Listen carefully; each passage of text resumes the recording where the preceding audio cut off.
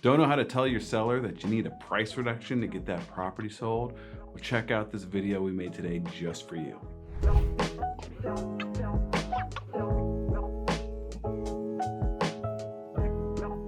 What's happening? I'm JC Agajanian, broker associate with the Whistle Realty Group at eXp, and today we are covering the debrief from the Monday Morning Mastermind put on by the Fast Forward Network that we do every Monday. And so today we've got two great questions that we dug deep on. First of all, we had an agent with his very first listing appointment teed up and he's looking for help. Obviously, he's a little nervous.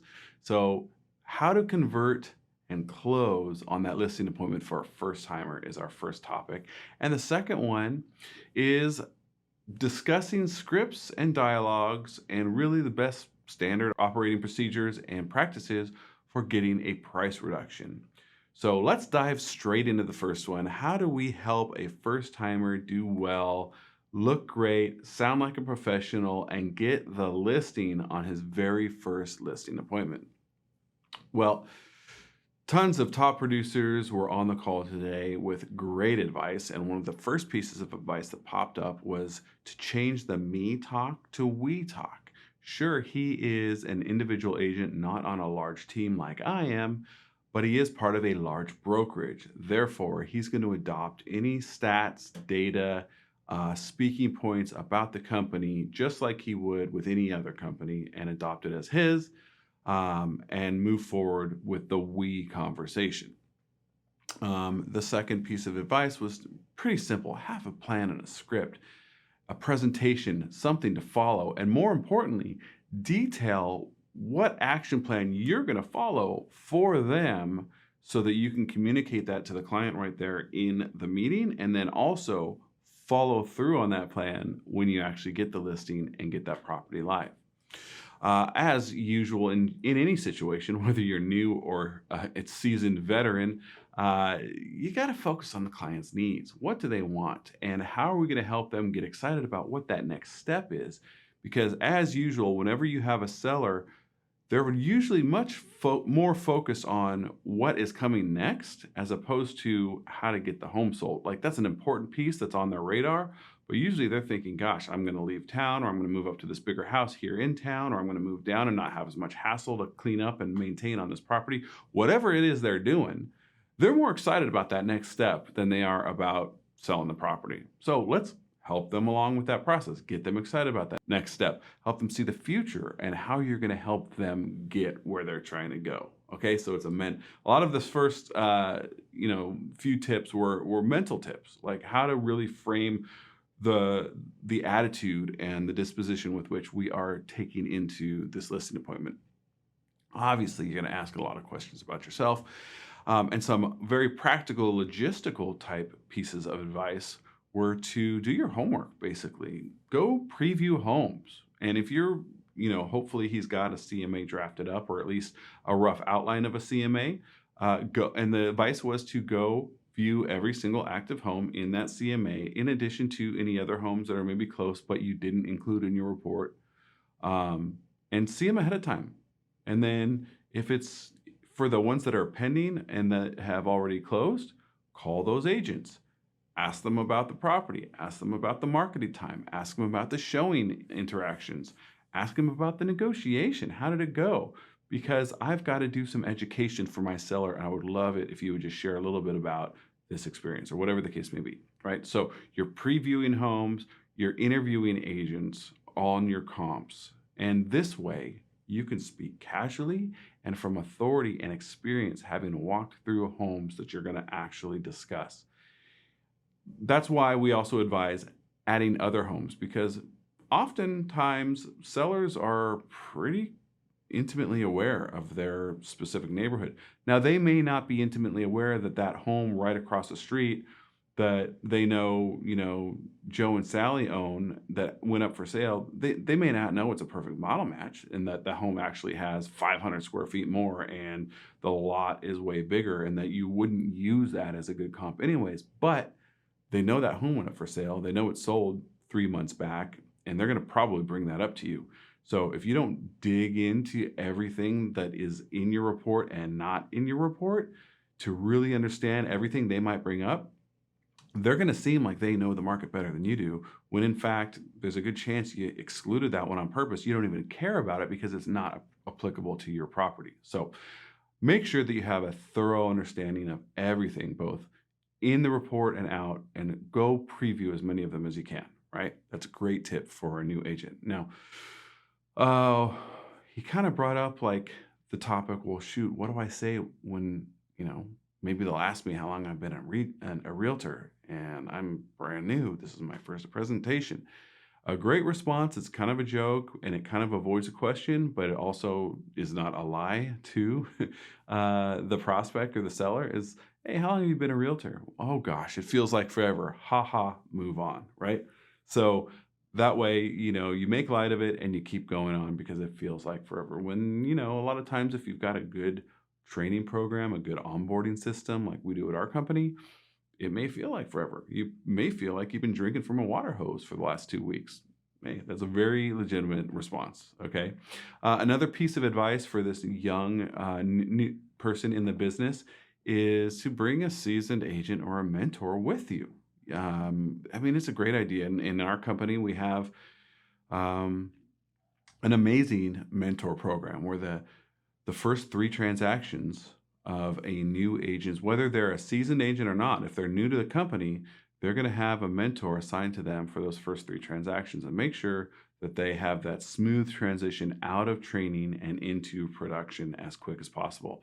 So even if you don't have a situation set up like that, bring somebody if you can who's maybe pointed you to your local brokerage or helped you get your license, whatever it is. They don't have to be in the business 20 years like I am, but they have to be a little more experienced than you, and they have to be reasonable enough to sit in the background, not be trying to talk a bunch and overstep your presentation, but be there to fill in any gaps where you might not have the answers and feel like you're on the spot for something. You can be like, hey, what do you think about that? And they step in. It's a great backup plan to have a seasoned agent or mentor with you, just riding shotgun to help you through the process.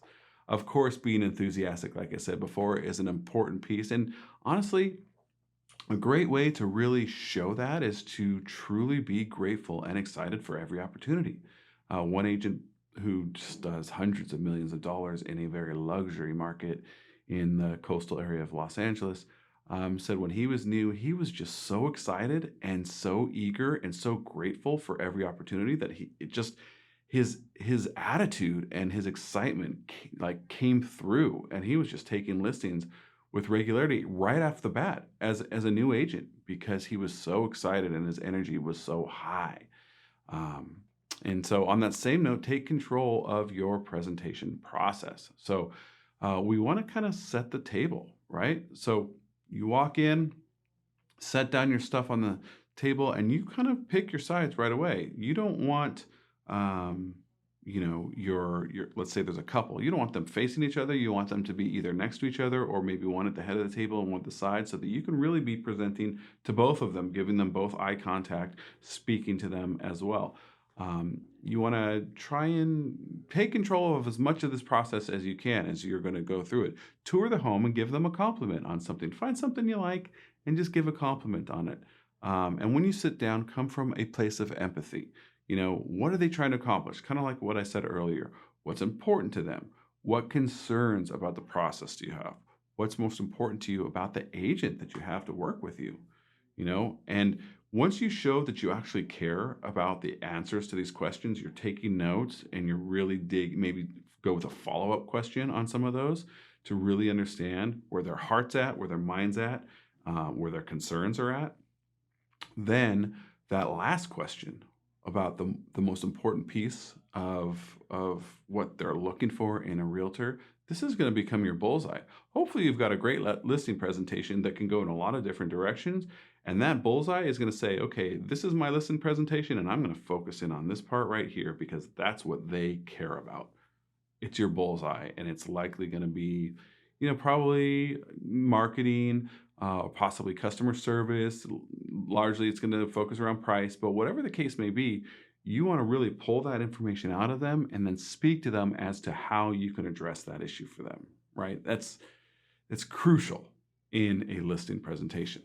Um, so, the concept is to become a student of your clients' goals and their dreams and their visions. Like they are your focus at this point.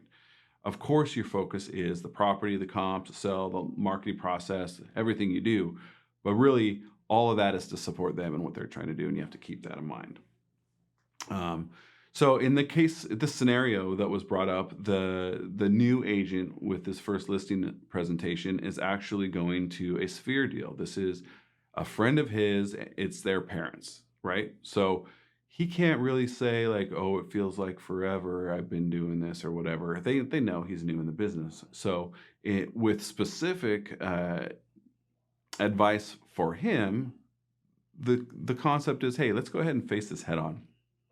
Hey, I know I'm brand new, but just in my first month, I've already had more exposure to coaching and teaching than most people get in 10 years because of this amazing mastermind that I'm a part of. And this is no BS. The group that we are a part of, that I'm debriefing for you right now, is just light years ahead of anything else that you can get your hands on. So this is a little piece of advice just to not like kind of hide from the fact that he's new. Like,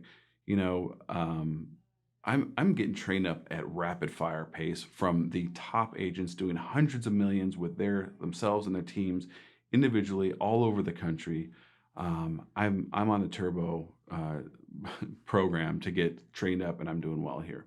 And then you could also lean into it. Like, listen, you could go to one of these big teams, and you could just be another number in their production process, but no one's going to care more about your listing than I will. This is going to be not just another, unit for a large team.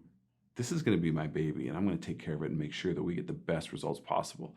Now, listen, like if you're part of a big team or if you are a team lead, you can't say that. And frankly, if you're a big leader of a team and you've got a million things going on, you also probably don't have the time to go touring all these homes like this new agent does. So while there are, positives and negatives of both scenarios, you just got to know where you're at and take advantage of that and point out the highlights of what you've got to offer and point out the lowlights of what maybe your competition has to offer. And even though the advice is largely coming from high production agents and team leads, this is what they were told to do. Like, hey, make us look bad, make yourself look great. Like you're the one with this opportunity here, not us. So go for it. And a huge point that was driven home as far as the close goes is don't do everything you can, present value, show how great you're going to do, talk about, your CMA and home valuations, and then end it with saying, hey, do you have any questions? That's not a close. That is not a close. That's actually a great way to take the authority and kind of the control of the conversation that you've had by giving presentations and you being the one asking questions, and then you're just going to give it away. Like, no, this is now the time where we move to get pen to paper, right? So if you're going to ask for questions, do it in the beginning. Walk the home in the beginning. Like I said, we give a compliment. Do whatever the case may be. Ask questions right away. Hey, anything that you want to make sure we don't forget to cover today? What kind of questions do you guys have before we sit down here? It's probably going to be something about your commission. It's probably going to be something about what you think of the value of the home is. It may or may not be about marketing or something else that's actually, another important piece of the puzzle. Punt. If it's about commission or price, punt to the end. Of course, that's actually outlined in my presentation. We're going to have a time dedicated to discuss that. I just wanted to make sure there wasn't anything a little more, obscure that we might not automatically handle. Anything else that you can think of that you want to make sure we handle, do not discuss it up front. Ask for the questions up front. Discuss it at the end. That way, you're not closing with, do you have any questions? Right? And actually, a great solution to that, or a replacement for that thing that people say when they don't really know what else to say after it's all said and done, is something to the effect of, hey, if you're as confident as I am in my ability to get this home sold for top dollar with as little hassle as possible in as short amount of time as possible, like, let me know, because the next steps are to just take care of this paperwork and you can put me to work tomorrow. Or, something to that effect, right? So you want to make sure that you're confident that you're going to do a good job, assume that they agree with you, and maybe do a check question of some sort like that. Would you agree? Yeah, well, okay. Hey, well, here's what happens next. That's a good close, right? Not, do you have any questions? So that's it for the newbie on his first listing presentation. I hope that was helpful for you. And so now we're going to be talking about reducing the price. We thought that this was going to be a much highly used topic when we were wrapping up 2022. And then 2023 started with a bang, and it was like, well, maybe we don't have to focus on that right now. But you know what? The market is definitely in flux. In some parts of the country, in some parts of your county, there are zip codes and neighborhoods that are still on fire, that still have a dramatic shortage of inventory.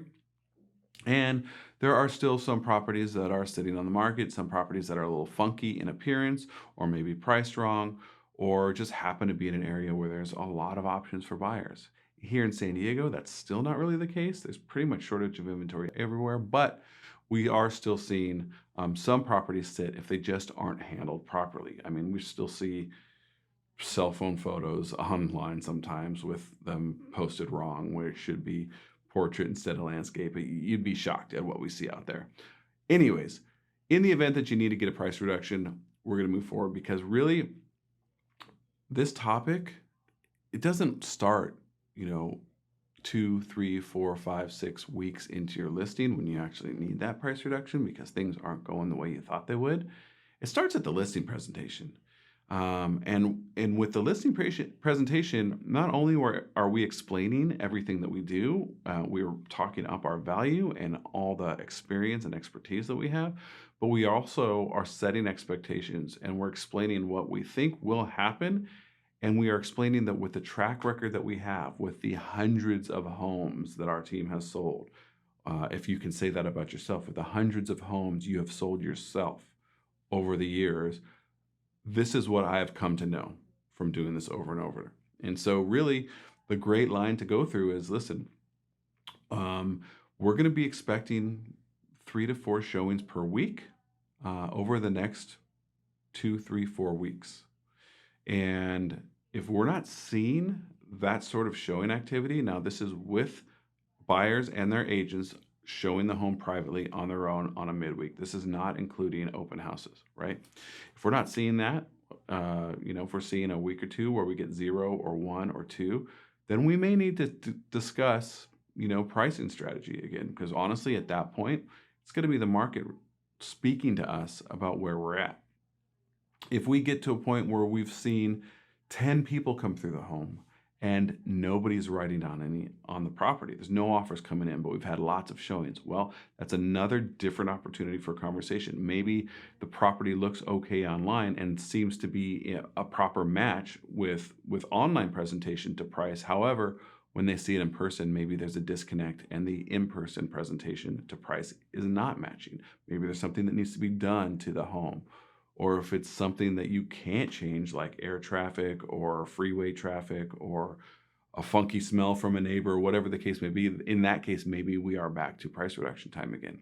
So we are setting the stage up front before we ever get to the point where we need this, right? We have to make sure they understand where this stands. And if you missed it in your listing presentation, make sure you have this conversation before you go active.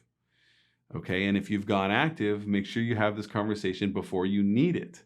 If you need it, it's fine. You can do the education at that point, but really that's not ideal. We want to have this done way up front so that if there's a time when we need to take advantage of the conversation that we've already had, it's not news to them and they know what's coming, basically, right? It's not a surprise. So, you've got to really understand value. You've got to really dive into the market to know, in the first place, why it should be priced where it is. And, similar to the advice we gave to the first-time listing agent, spend the time, call the agents. If you've got actives and pendings, and in this market, we're kind of leaning on those because the market's been so wonky. You go, maybe a couple months back, it can be a decent sold comp, but you go more than that, maybe it was in a different market entirely and we can't really use it very much. So Call the agents, find out what's going on, analyze the data, make sure that you understand where things are so that you can do your best job to comp it out in the first place. Now, once you're active, these clients, these sellers, they should be hearing from you often, so often that they know exactly what you're doing to get the home sold so that there's just no way that the reason the home isn't selling is my fault.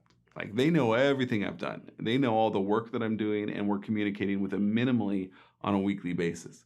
So it's got to be the market, or it's got to be something about the property, because they know all the effort and the money and the time that we are putting in to getting this home sold, right? So it's frequent and positive and helpful communication that you need to be giving. What I do is a weekly update, and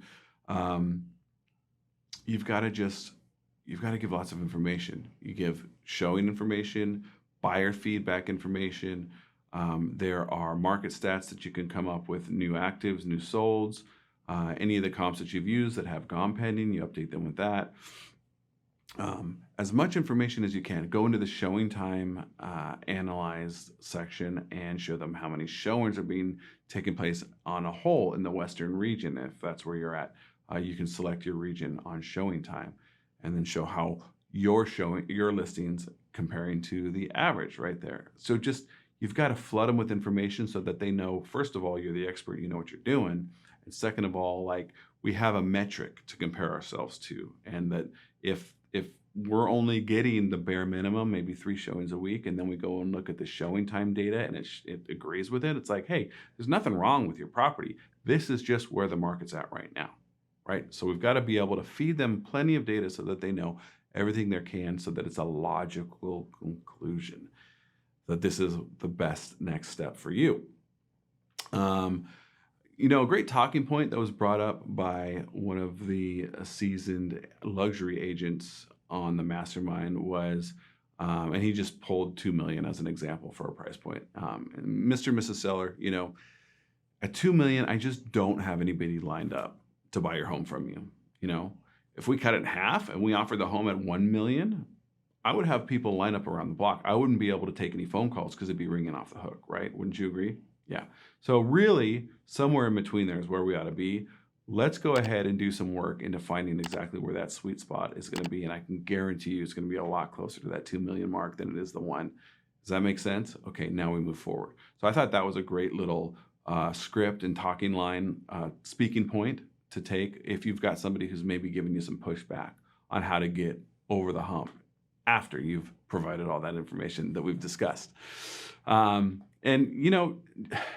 We've got to step back as well and just realize, like any area in life, when expectations are not met, people are going to be disappointed. So that's why I've spent so much time talking about setting the expectations in the beginning of the listing appointment, when you're getting things signed, before you're launching the listing, so that you don't find yourself in this position of playing defense and trying to contort and configure how to get through the situation. Anyways, I mentioned sharing the metrics, the 2 to 3 showings per week and the 10 people through the home without an offers. Really just kind of break it down for them. Listen, there's really only a few things that are really going to affect buyers' decisions. You've got price, you've got presentation, which is property condition, and you've got promotion, which is my job. And then you've got location. There's not a whole lot more than that. So we just go through it step by step. Like, hey, promotion's not really an issue here. Look at all the stuff we've done. We followed through on this game plan that we gave you. I think your home looks pretty well. We've got a couple little things here that may need some love, but I don't think that's a reason people wouldn't offer. It really is the price. Unless, of course, you've got, you're a property on a highway or something crazy like that. But explain how things work and how the buyer decisions are made. What is going through buyers' minds when they're walking through homes, when they're seeing it online first and then deciding to go see it in person. And like I said, set up those weekly updates. You can select the day that you want to do it. We've got some people that really like doing it late in the week on a Friday, so that if people are anxious, they can get a quick last-minute reduction before the weekend goes. We've got other people that like to do it on Tuesdays, because then if there's any new competitive properties that you were fighting against to get sold, maybe your competition. If they've gone pending, it probably happened on a Monday after a weekend so that you can present that information and prepare for maybe a Wednesday, Thursday production if need be. So, whatever sequence you need, set it up and stick to it. Provide info, like I said. In addition to a lot of the comps and the showing feedback and how many people are going through the property and everything like that, you can actually go into the analytics too, to like Zillow and Realtor and Trulia and Redfin, and show them how many views you're actually still getting. So even though we may not be getting the results we want just yet, look at how many people are seeing this property. Our marketing is doing its job. We just need to have the right connection with the right buyer and you. So we could go on, but we stopped it right there for getting the price reductions on listings. And that's it for today. As usual, I'm happy to chat about these topics or anything else. If you've got any questions or comments, happy to help out. You can send me a DM right here. And I look forward to talking to you soon.